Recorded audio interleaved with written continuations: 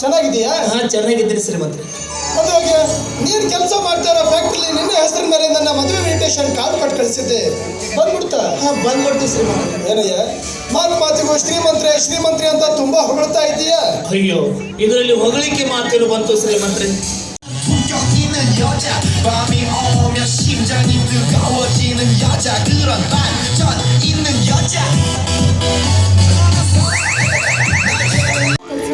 ಏನದು? ಏನು ಇಲ್ಲ, ನಿಮ್ದಾರಿ ನೀವು ನೋಡ್ಕೊಳ್ಳಿ, ನಮ್ದಾರಿ ನಾನು ನೋಡ್ಕೊಳ್ತೀನಿ. ಏನು ಇಷ್ಟು ಚಿಕ್ಕ ವಿಷಯಕ್ಕೆ ನಿಮ್ದಾರಿ ನೀನು ನಮ್ದಾರಿ ನಾನು ಅಂತ ಈ ರೀತಿ ನೀನು ಬ್ರೇಕಪ್ ಮಾಡ್ಕೊಂಡು ಹೋಗ್ಬಿಟ್ರೆ ನಾನು ಹಾಗೆ ಬದುಕಬೇಕು? ನೀವು ಹುಡುಗಿರ ಹೀಗೆ ಚಿಕ್ಕ ಒಂದು ವಿಷಯ ಸಿಕ್ಕರೆ ಸಾಕು ಬ್ರೇಕಪ್ ಅಂತ ಹೋಗ್ತಾ ಇದ್ದೀರ. ಈ ತತ್ವಕ್ಕೆ ತಿಲಾಂಜನಿದ್ದ ಹೆಣ್ಣು ಇದ್ರೂ ಅಷ್ಟೇ ಸತ್ರು ಅಷ್ಟೇ ಸಂತೋಷ್. ಇಂಥ ಸಂತೋಷವಾದ ಸಮಯದಲ್ಲಿ ನಿನಗೆ ನಿನ್ನ ತಂದೆ ತಾಯಿಗಳ ನೆನಪು ಮಾಡಿ ನಿನ್ನ ಮನಸ್ಸಿಗೆ ನೋವು ಮಾಡ್ತಿದ್ದಾರೆ. I am really sorry. ಹಾಗೇನಿಲ್ಲ ಸರ್. ಬನ್ನಿ ಎಲ್ಲರೂ ಸರಿ ಊಟ ಮಾಡೋಣ. ನಿನಗೆ ಸ್ವಲ್ಪನಾದ್ರೂ ಮನುಷ್ಯತ್ವ ಅನ್ನೋದು ಇದ್ದದ್ದಾದ್ರೆ ಹೋಗಿ ನನ್ನ ಸ್ನೇಹಿತ ಚಂದ್ರಕಾಂತ್ ಹಾಗೂ ಅವನ ಮಗ ಸಂತೋಷ್ ಎಲ್ಲೇ ಇತ್ತು ಆದಷ್ಟು ಬೇಗ ಇಲ್ಲಿ ಕಳಿಸ್ಕೊಡು. ನೀನೇ ಹೋಗ. ಆಯ್ತಪ್ಪ, ನಾನೇ ಕಳಿಸ್ಕೊಡ್ತೀನಿ.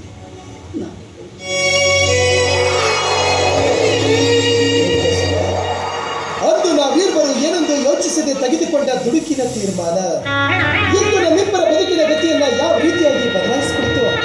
ಇನ್ನು ಮುಂದೆ ನಿನಗೆ ನಿಜವಾದ ತಂದೆ ತಾಯಿ ಅಂದ್ರೆ ಈ ನನ್ನ ಪ್ರಾಣ ಸ್ನೇಹಿತ ಚಂದ್ರನು.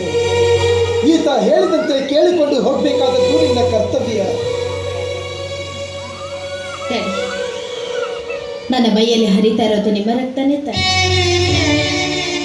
ಅಂದ ಮೇಲೆ ನಿಮಗರಿಯದಂತೆ ನೀವು ಯಾವ ರೀತಿ ತಪ್ಪು ಮಾಡಿದ್ರು ಅದೇ ರೀತಿಯಾಗಿ ವಯಸ್ಸಿನ ಅನುಗುಣವಾಗಿ ಸಂಗಾತಿಯನ್ನು ಆರಿಸ್ಕೊಳ್ಬೇಕು ಅನ್ನೋ ಹುಚ್ಚುತನದಲ್ಲಿ ನಾನು ಎಂಥ ಸಂಗಾತಿಯನ್ನು ಆರಿಸ್ಕೊಂಡೆ ಗೊತ್ತೆ?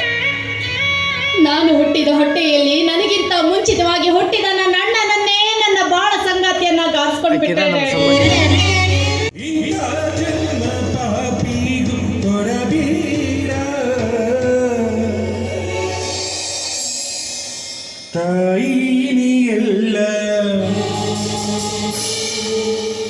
ಮನಸ್ಸಿಗೆ ಬಂದಿದ್ರೆ ಕಲಾವಿದರನ್ನ ಚಪ್ಪಾಳೆ ಮೂಲಕ ಆಶೀರ್ವಾದ ಮಾಡಬೇಕು ಅಂತ ಹೇಳ್ಕೊಳ್ತಾ ಇದ್ದೀವಿ. ಈ ನಿಮ್ಮ ಪ್ರೀತಿ ವಿಶ್ವಾಸ ನಮ್ಮ ಸಂಘದ ಮೇಲೆ ಯಾವಾಗಲೂ ಹೀಗೆ ಇರಲಿ. ಅದೇ ರೀತಿ ಯಾರಾದರೂ ನಾಟಕದ ವಿಡಿಯೋನ ಫೋಟೋನ ತಗೊಂಡಿದ್ರೆ ಅದು ನಿಮ್ಮ ವಾಟ್ಸಪ್ ಸ್ಟೇಟಸ್ಗೆ ಆಗಲಿ ಫೇಸ್ಬುಕ್ಗೆ ಆಗಲಿ ಹಾಕಿದರೆ ಅದು 40ರಿಂದ 400 ಜನಕ್ಕೆ ಪ್ರಚಾರ ಆಗುತ್ತೆ. ಕಲಾಭಿಮಾನಿಗಳೇ, ಪ್ರಚಾರದ ಭಾರವನ್ನು ನಾನು ತಮ್ಮ ಮೇಲೆ ಹಾಕಿದ್ದೇನೆ. ಅದು ಅಲ್ಲದೆ ಇನ್ನೊಂದು ಹೆಸರನ್ನು ಹೇಳಲು ಇಚ್ಛಿಸಿದವರು ಅವರು ಹೇಳಬಾರ್ದು ಆದರೂ ಅನ್ನ ಹಾಕದವ್ರನ್ನ ಆಶ್ರಯ ಕೊಟ್ಟವ್ರನ್ನ ಯಾವುದೇ ಕಾಲಕ್ಕೂ ಮರಿಬಾರ್ದು ಅಂತ ಹೇಳ್ತಾರೆ. ಸಂಜು ಸಿಂಪಿ ಸರ್, ಮಾನ್ಯ ಉಪತಹಸೀಲ್ದಾರ್ ಸರ್, ಇವರು ನಮ್ಮ ಕ್ಯಾಂಪು ಇಲ್ಲಿಂದ ಹೋಗುವವರೆಗೂ ನಮ್ಮ ಪ್ರಸಾದದ ವ್ಯವಸ್ಥೆಯನ್ನು ಅವರೇ ಮಾಡಿರ್ತಾರೆ. ಅವರಿಗೆ ದೇವರು ಆಯುಷ್ಯ ಆರೋಗ್ಯ ಕೊಟ್ಟು ಕಾಪಾಡಲಿ ಅಂತ ಕೇಳ್ಕೊಳ್ತಾ ಇದ್ದೀವಿ. ಪ್ರತಿದಿನ ನಮ್ಮ ಸಂಘದಿಂದ 2 ಪ್ರದರ್ಶನ, ಮಧ್ಯಾಹ್ನ 3 ಗಂಟೆಗೆ, ಸಾಯಂಕಾಲ 6:30ಕ್ಕೆ. ಜೈ ಹಿಂದ್, ಜೈ ಕರ್ನಾಟಕ ಮಾತೆ, ಜೈ ರಂಗಭೂಮಿ.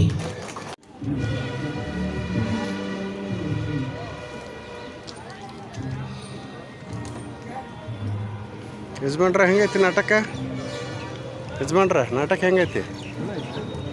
First class. ಹೆಂಗೈತ್ರಿ ನಾಟಕ?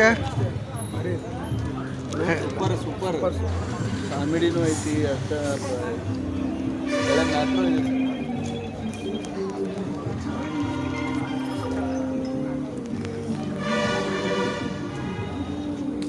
ಹೆಂಗಿತ್ತು ನಾಟಕ ಹೆಂಗೈತ್ರಿ ನಾಟಕ ಹೆಂಗಿದೆ ಹೆಂಗೈತ್ರಿ ಯಜಮಾನ್ ನೋಡಿದ್ವಿ ಮತ್ತು ಹೌದಾ